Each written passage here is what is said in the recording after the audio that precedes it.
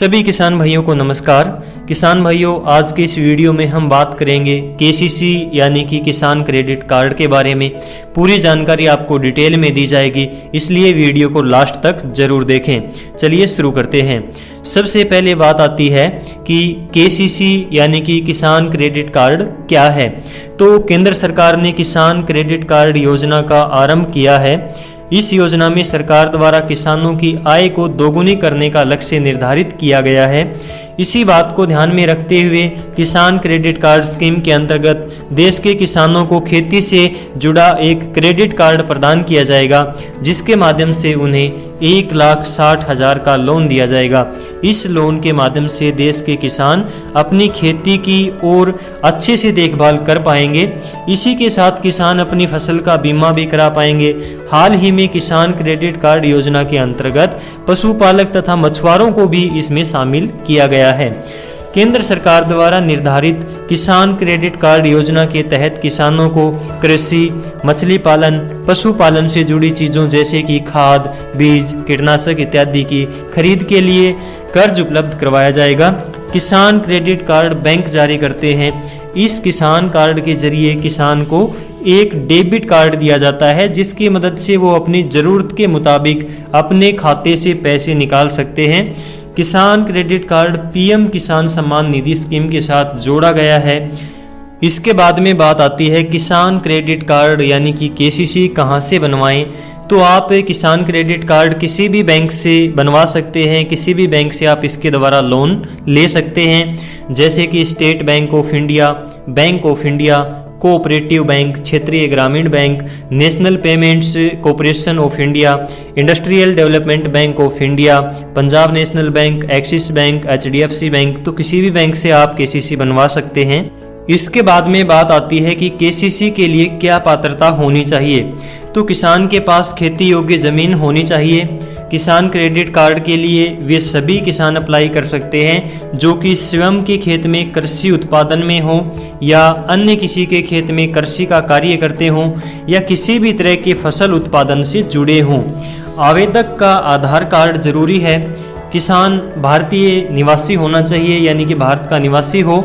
जमीन की नकल, पैन कार्ड, मोबाइल नंबर और पासपोर्ट साइज फ़ोटो उसके पास होनी चाहिए। तो ये आपको डॉक्यूमेंट चाहिए होते हैं केसीसी के लिए।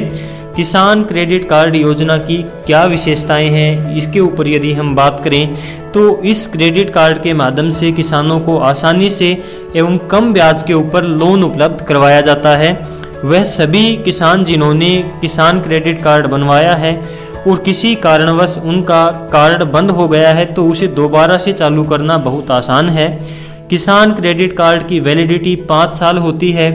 पीएम किसान सम्मान निधि योजना की आधिकारिक वेबसाइट पर उपलब्ध केसीसी फॉर्म के माध्यम से आप अपने कार्ड की लिमिट बढ़ा सकते हैं एवं बंद कार्ड को दोबारा से शुरू कर सकते हैं। किसान क्रेडिट कार्ड के माध्यम से लाभार्थी 3 लाख रुपए तक का लोन 9% ब्याज पर प्राप्त कर सकते हैं। इसमें छूट भी मिलती है। सरकार द्वारा इस ब्याज पर 2% की सब्सिडी प्रदान की जाती है, यानी कि किसानों को केवल 7% ब्याज पर लोन प्रदान किया जाएगा। यदि किसान समय से लोन चुका देता है तो उसे 3% की अतिरिक्त छूट दी जाती है, यानी कि इस स्थिति में किसान को केवल 4% का ब्याज का भुगतान करना पड़ता है।